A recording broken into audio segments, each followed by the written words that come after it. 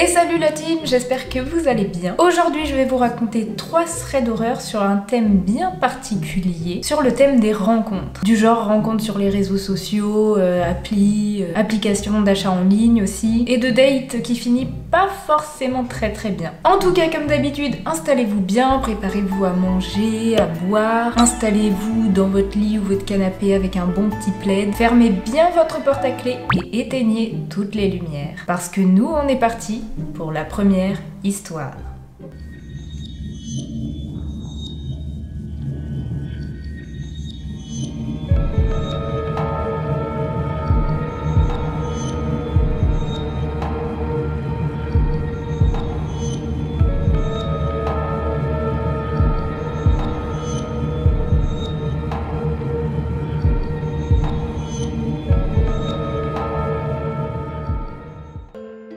Salut, je vais vous raconter une histoire pas très drôle qui m'est arrivée il y a quelques années quand j'avais 18 ans et qui de mon point de vue actuel me semble encore plus grave que ce que je pensais à l'époque où je l'ai vécu. Pour commencer, je m'appelle Camille et à l'époque, je vivais en région parisienne, là où toute cette histoire s'est passée. Je venais d'avoir mon bac S et j'étais particulièrement libre de faire ce que je voulais de mon temps libre avant de passer en études supérieures. J'avais un objectif, trouver un mec avec qui me poser pour un moment. À savoir que mon grand rêve dans la vie, c'était d'avoir un mec avec qui me marier jeune et avoir une vie de famille avec plein d'enfants pour pouvoir en profiter un maximum. Ce qui me motivait vraiment à trouver quelqu'un avec qui me poser sérieusement le plus tôt possible dans ma vie. J'étais donc inscrite sur un site de rencontre du nom de Grindr.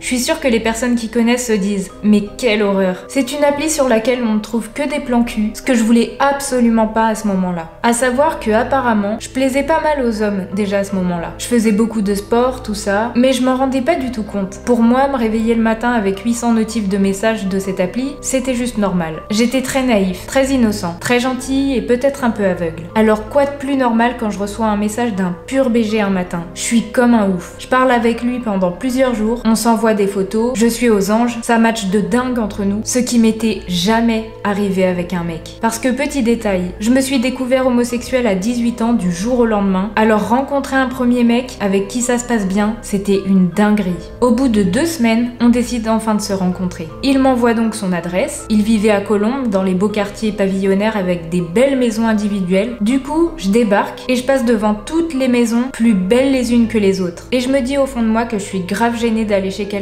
d'aussi, pour pas passer par 4 chemins, d'aussi riche. J'ai vraiment peur de passer pour un homme vénal. Bref, je passe devant toutes les maisons et là, j'arrive devant le numéro indiqué sur l'adresse qu'il m'avait donné et je tombe sur une ruine. Un jardin. Enfin, c'était pas un jardin, c'était la forêt équatoriale et une maison invisible cachée derrière la végétation. Bref, je fais donc le tour de pâté de maison et je me convainc, au fond de moi, que je suis en fait au bon endroit. J'envoie un message à mon pur BG de 20 ans qui me répond tout de suite et qui me dit qu'il arrive. Et là, sortant de la forêt, un homme, la cinquantaine bien passée, vraiment pas beau, qui vient m'ouvrir le portillon qui servait de barrière pour aller dans le jardin. Je me dis donc naïvement que cet homme doit être sûrement le père de mon BG et qu'il doit être à l'intérieur de la maison. Je tends donc avec un grand sourire ma main pour la lui serrer et il me fait agressivement la bise, tout sourire aux lèvres. Vraiment pas rassurant. Je suis donc hyper gênée. Après ça, le mec me dit de le suivre et on arrive devant la porte de la maison qui ne se trouve pas face à la rue, mais sur le côté, au milieu des arbres et autres végétaux en tout genre, bien caché de la vue de tout le monde.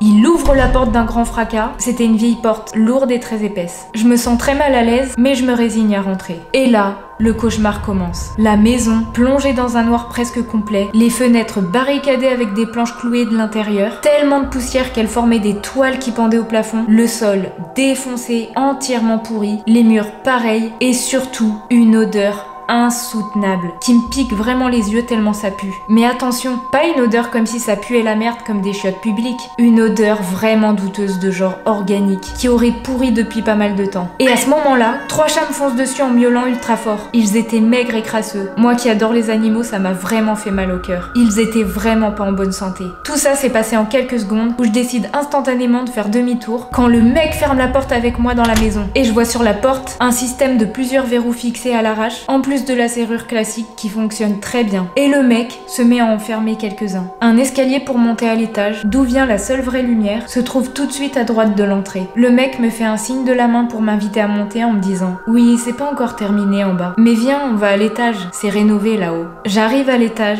et pareil, tout est dégueulasse. Mais la seule différence, c'est qu'il y a de la lumière. Il me dit de prendre la première porte à gauche et là, la chose la plus invraisemblable que j'ai vue arrive. Je sais même pas par où commencer. La fenêtre à l'étage est scellée et a en plus des barreaux à l'extérieur. Un matelas posé à même le sol avec, vous savez, ces couvertures brunes foncées horribles qu'on trouve dans les placards des vieux hôtels. Et surtout, des étagères sur tous les murs avec du sol au plafond, des statues de personnages Disney. Je savais depuis le moment où je passais la porte que j'avais eu affaire à un gros fake. Mais là, ça dépassait tout ce que n'importe qui pouvait imaginer. Je repère donc une petite chaise dans un coin de la chambre sur laquelle je m'assois très tranquillement. À savoir qu'à partir de ce moment-là, je passe en mode survie. Je fais des grands sourires et lui tape la meilleure conversation de sa vie pendant plusieurs heures. À savoir que sous les apparences, je sais que je suis dans la merde. La maison est entièrement barricadée et même si je suis un gros sportif, si le mec est armé en face de moi, je fais rien du tout. Le mec est allongé sur le matelas pendant qu'on parle et me dit un nombre incalculable de fois de venir le rejoindre sur le lit. Je refuse très poliment et dans la conversation, je fais l'innocent. Le mec comprend rien, vraiment à la limite de l'attardement.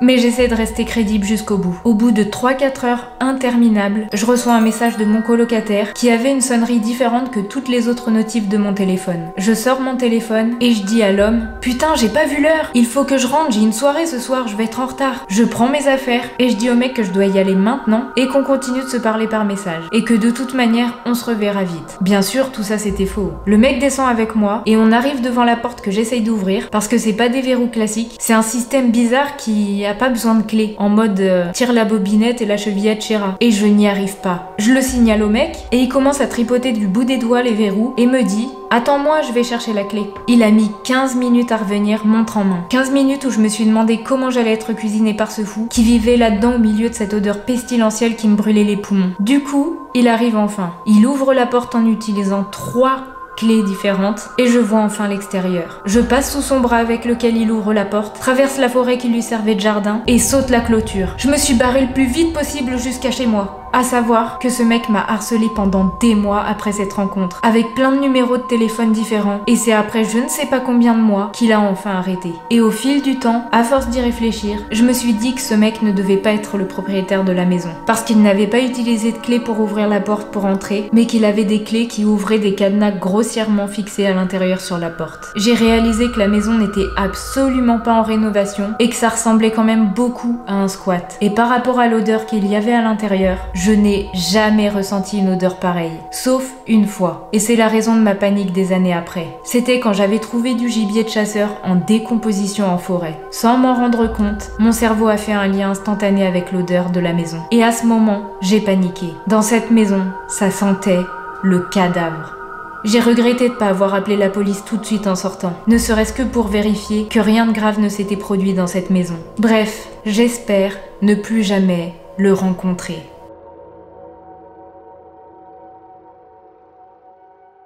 Alors je vous vois déjà venir. Oui, c'est vrai que ça paraît gros. On se dit, mais à quel moment il s'est pas posé plus de questions avant, rien qu'en arrivant devant les ruines? Mais en vrai, on n'est pas à la place de cette personne. Sur le coup, en vrai, on peut pas savoir comment vraiment on va réagir, sachant que on est tous des personnes différentes. On a tous des manières de réagir différentes, ou de réfléchir, ou voilà. C'est vrai que ça paraît gros. Moi-même, hein, je me suis dit, mais attends, mais jamais je serais rentrée même dans la maison, je serais pas montée à l'étage. Mais en vrai, on n'était pas à sa place. Et en plus, quand il est monté à l'étage, la porte était déjà verrouillée par le mec. Et au final, peut-être que c'était une bonne solution pour garder sa confiance en fait. En tout cas, ce qui est sûr, c'est que effectivement, c'était bien un fake, le mec. Et clairement, de toute façon, qu'il lui aurait fait du mal ou pas, c'était mal intentionné parce que c'est un fake, c'est un cas de fiche le mec. Et ça,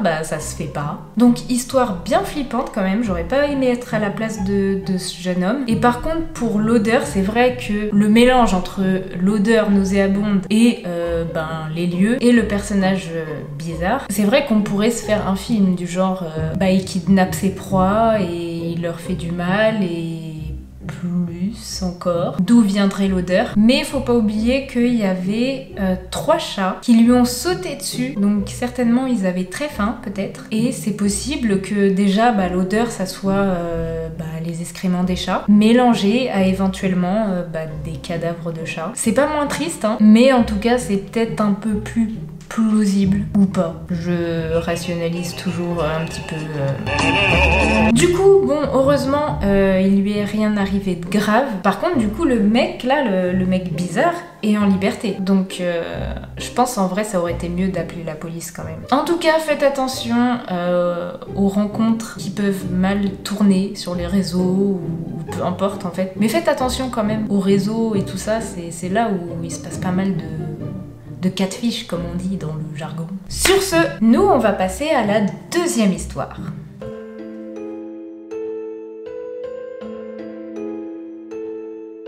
Bonjour, je m'appelle Antoine et j'ai 32 ans. Cette histoire s'est passée en 2021. Je remets un peu le contexte. C'était un dimanche et j'avais un date avec une jeune femme que je fréquentais depuis quelques semaines. Ça se passait plutôt bien. Spoiler alerte, ça s'est rapidement fini. Et malgré les fameuses restrictions dues au Covid, on se promenait pas mal sur Paris. Restaurants, bars, cinéma, tout ça étant fermé, on ne se voyait qu'à l'extérieur. Nous étions sur les quais de Seine quand nous avons décidé de nous asseoir un peu en voyant un banc libre. Nous y sommes restés environ une demi-heure. Une femme d'environ 50 ans, qui était assise sur le banc d'à côté, s'est avancée vers nous et m'a annoncé qu'une fille située derrière nous me regardait fixement depuis que nous étions assis. Curieux, je me suis retournée et j'ai vu cette fameuse fille. Elle devait avoir la vingtaine et elle me regardait avec un grand sourire, sans même détourner son regard. Elle avait les cheveux rouges délavés et ce détail m'a marqué car les femmes aux cheveux rouges me font littéralement fondre. Mais là, ça m'a plus mis mal à l'aise qu'autre chose. J'en ai ri avec mon ami et nous avons décidé de reprendre notre promenade. Main dans la main, on avançait doucement et je la faisais rire en racontant des conneries. Mais je sentais que ça n'allait pas. Mon date me serrait la main d'un air inquiet, en me disant que la fille nous suivait. En faisant mine de rien, j'ai regardé derrière moi discrètement et effectivement, cet inconnu était là et nous suivait à une dizaine de mètres. Inquiet, nous avons pressé le pas, mais elle ne laissait pas une distance s'installer. Arrivé près du pont de l'Alma, on se met à courir dans les escaliers pour essayer de la semer. Et on prend le pont. Toujours en pressant le pas, on traverse le pont et on arrive à mi-chemin de celui-ci. Je me retourne et je peux voir l'inconnu aux cheveux rouges nous suivre de loin. Nous avons pris le métro pour revenir sur Saint-Lazare. Inutile de vous dire qui est monté dans la même rame que nous. Je rassure mon amie en lui disant que c'est moi qu'elle regardait et que c'est moi qu'elle suit.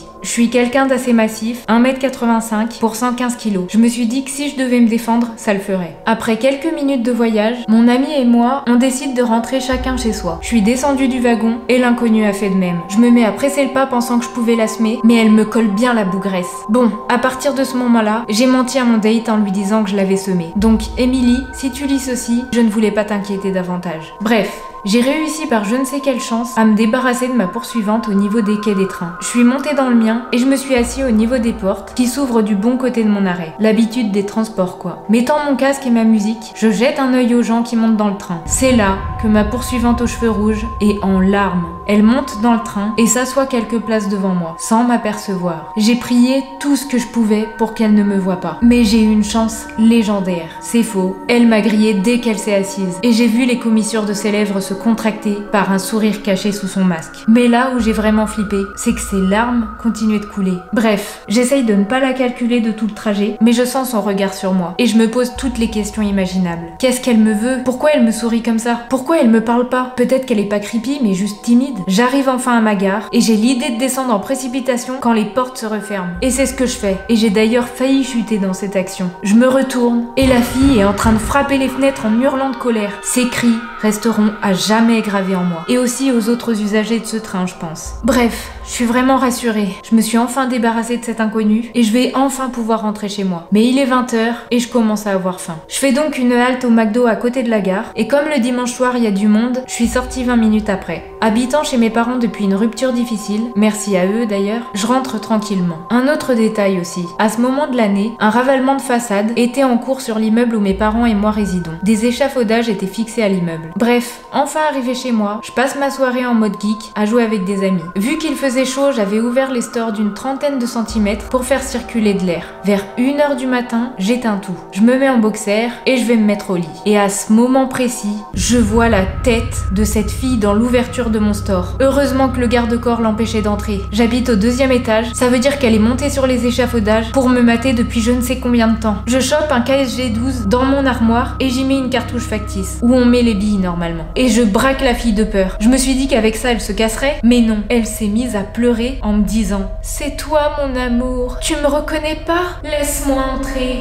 Ma mère rentre en panique dans ma chambre et je lui demande d'appeler la police, ce qu'elle fait immédiatement. La police est venue très rapidement et ils ont arrêté la jeune femme qui se mettait à hurler qu'elle m'aimait. Inutile de vous dire que j'ai pris un gros coup de pression par un flic pour le coup de la réplique Airsoft, mais en même temps, ça se comprend dans ce genre de situation. Je n'ai pas pu dormir de la nuit. J'ai acheté un ventilateur dès le lendemain et le store et la fenêtre sont restés fermés toute la durée des travaux. Le lendemain, je suis allée à la police pour savoir si je pouvais déposer plainte. Et je l'ai fait pour tentative d'intrusion à domicile aggravée. Environ une semaine plus tard, je reçois un appel d'un psychiatre, me donnant rendez-vous dans une clinique psy sur Paris. Je m'y rends le jour indiqué et arrivant dans le bureau du praticien, il m'explique qu'il a eu mes coordonnées dans le procès-verbal de la plainte qu'il a reçue au sujet de la jeune femme. Bref, j'ai appris pourquoi elle était dans cet institut. Son ancien petit ami l'avait trompée, elle avait complètement perdu la tête et quand elle l'a appris, elle l'a poignardée. Le truc, c'est que d'après le psychiatre, je ressemblais beaucoup à son ex. Le médecin m'a emmenée dans la salle commune et j'ai vu cette fille.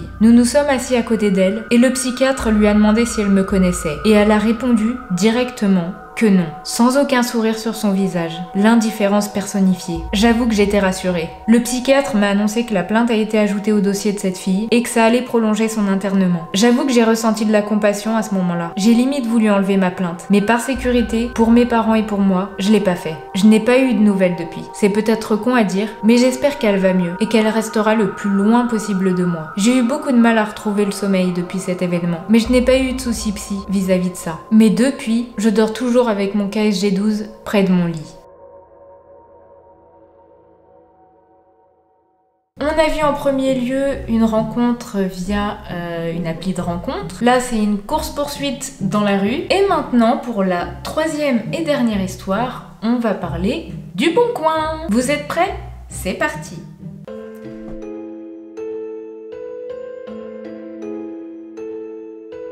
Bonsoir. Il m'arrive souvent des petites histoires incongrues, dignes du Reddit Let's Not Meet. Pour remettre le contexte, j'ai 20 ans, je suis étudiante infirmière et je vis avec mon petit ami. Et un week-end sur 2 avec ma belle-fille, donc la fille de mon copain qui a 2 ans. La mère de mon copain ayant eu un gros souci avec sa voiture, je lui ai prêté la mienne. Et comme les réparations mettaient du temps à se faire, en attendant, je roulais avec celle de mon copain. Heureusement, il pouvait se rendre à pied à son travail. En parallèle, j'ai acheté une voiture d'occasion pour remplacer la mienne qui ne roule pas et qui a besoin de pièces d'occasion pour que mon père la répare. Comme j'habite en ville et mon père à la campagne, il m'envoie le numéro d'un gars sur le Bon Coin, chez qui je dois récupérer 2 roues et un rétroviseur après le travail, donc un vendredi soir. Le soir arrive, je quitte donc mon travail, je rentre chez moi récupérer un chargeur de téléphone parce que j'avais plus du tout de batterie et je me rends chez le gars. Il est 18h. Je précise aussi que cette histoire s'est déroulée le mois dernier en octobre, donc il faisait déjà nuit noire. J'attends l'inconnu sans trop savoir où attendre. Et quelques minutes après, un vieil homme vient me voir et me parle. Mais je comprends absolument pas ce qu'il dit, donc logiquement, j'acquiesce. Apparemment, cet homme attend aussi le vendeur. 18h10,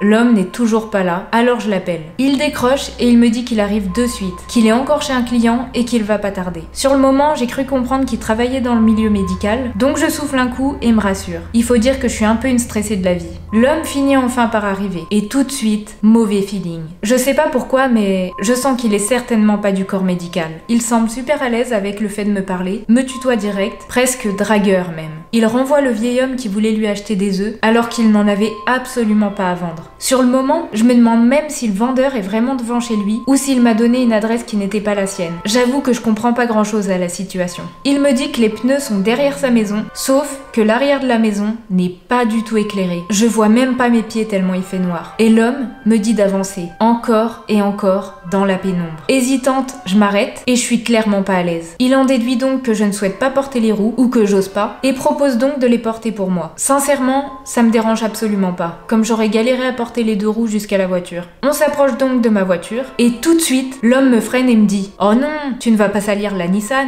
elle est toute belle et neuve. Tu vas salir le coffre. Viens, on met les pneus dans ma voiture plutôt, et je te suis jusqu'à chez toi. » Super mauvais feeling. J'ai une boule au ventre, peut-être trop parano, mais je trouvais ce qu'il proposait trop bizarre. J'insiste donc pour mettre les roues dans le coffre, en étalant des vieux t-shirts dans le fond du coffre sur le bazar pour qu'il mette les roues. Malheureusement, les roues ne rentrent pas dans le coffre. Le problème, c'est que j'ai vraiment pas envie de salir la voiture de mon petit ami, vu que les roues sont vraiment sales et boueuses, et que je peux pas non plus rabattre la banquette arrière, vu qu'il fallait que je retourne chez moi pour récupérer ma belle-fille de chez la nounou pour 18h30. Je me retrouve donc dans une impasse. Et l'homme insiste pour les mettre dans sa voiture et me suivre jusqu'à chez moi, comme il habitait à 5 minutes de chez moi. Je sais pas trop comment me justifier. Malheureusement, avec le travail, l'homme n'a pas eu encore le temps de démonter le rétroviseur. En arrivant, il m'avait annoncé 10 minutes pour le démonter. Sauf que le temps pressait, et vu comme il semblait aimer discuter avec moi, j'allais vraiment rentrer en retard pour la nounou. Je lui explique donc la vérité, que je dois récupérer ma belle-fille chez la nounou, et que nous n'avons qu'une voiture, et que je n'aurai pas le temps d'attendre le rétroviseur, et que je n'avais que 50 € en billets. Il me dit donc « T'inquiète, je te dépose les roues ce soir. Je démonte le rétroviseur en rentrant, et je te le dépose direct ensuite. Tu me paieras après. » Je lui dis que je ne sais pas à quelle heure je rentrerai de chez la nounou, mais que je peux me rendre disponible s'il le fallait, ce soir ou demain. Mais que demain, je ne pourrai pas venir en voiture car je gardais la petite. Il insiste pour passer ce soir, et je finis par accepter. Avant de monter dans sa voiture, il me dit qu'il va juste chercher quelque chose avant de pouvoir partir. Pendant ce temps, je rentre dans ma voiture, et l'homme doit donc me suivre jusqu'à chez moi. Le souci, c'est que mon conjoint quitte le travail à 18h30, et qu'il lui faut 15 minutes pour rentrer à pied jusqu'à l'appartement. Et là, je panique vraiment. J'envoie donc un message dans un groupe Messenger avec nos propriétaires qui vivent au rez-de-chaussée pour savoir si le proprio est là. Je lui explique en quelques mots que j'ai un mauvais feeling à propos d'un homme qui va passer à l'appartement et que mon conjoint n'est pas là. Et il me dit que sans souci, il sera disponible si besoin. Le temps que j'envoie ce message, l'homme a démarré sa voiture et est passé devant moi. Ce que je trouve étrange, parce que même si j'ai décrit un peu où j'habitais, l'homme ne connaît pas mon adresse. Bref, je le suis donc, sauf que forcément, il finit par prendre la mauvaise rue. Je le suis et je lui fais des appels de phare pour lui indiquer que je vais tourner et qu'il voit mon clignotant. Mais il ne remarque rien et s'engage tout droit dans la mauvaise rue. Je bifurque donc du trajet et lui envoie mon adresse par SMS. À partir de ce moment-là, j'ai une énorme boule dans la gorge qui me démange et je commence à paniquer. Pourquoi j'ai accepté que l'homme me suive? Je ne le connais pas. Il possède maintenant mon adresse et mon petit ami n'est pas là.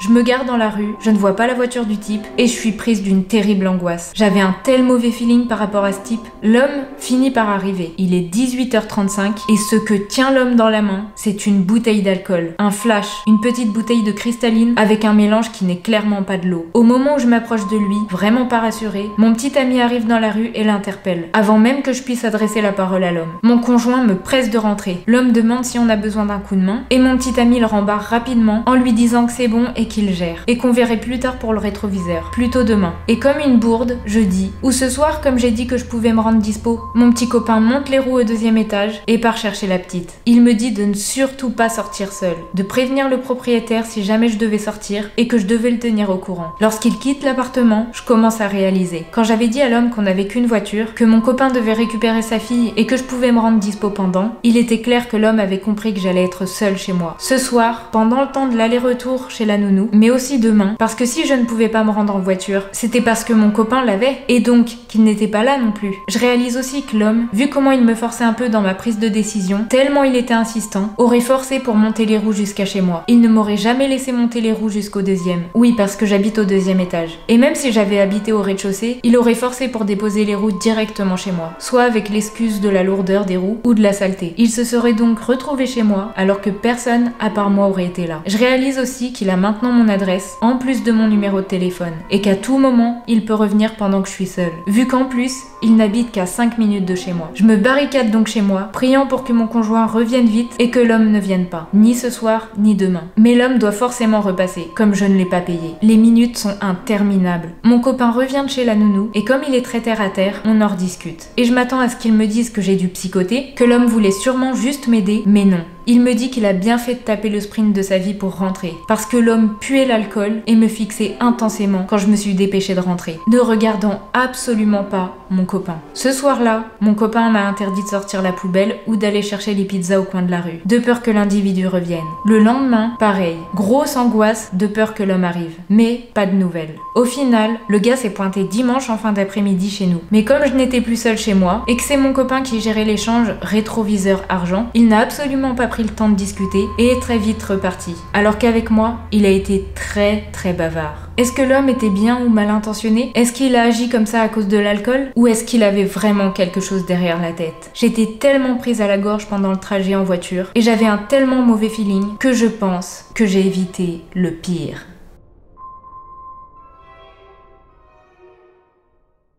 Bon, eh bien écoutez, moi je pense que, sans l'accuser, mais cet homme était éventuellement un homme peu fréquentable, si je puis dire. En tout cas, vous voyez, même sur les applications d'achat en ligne comme ça, comme sur le Bon Coin, bah il faut faire gaffe, mais c'est partout pareil, de toute manière, je veux dire, des fous, des cons...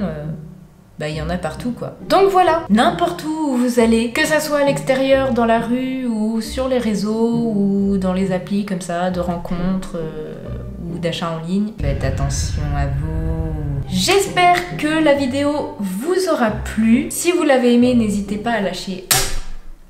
Ah, je me suis niquée. Je disais, si vous avez aimé la vidéo, n'hésitez pas à me lâcher un petit like. Si vous avez eu envie de vous abonner, n'hésitez pas à vous abonner à ma chaîne. Et puis moi la team, eh bien je vous souhaite une bonne journée ou une bonne soirée, selon à quelle heure vous regardez la vidéo. Et puis je vous dis à la prochaine pour une prochaine vidéo.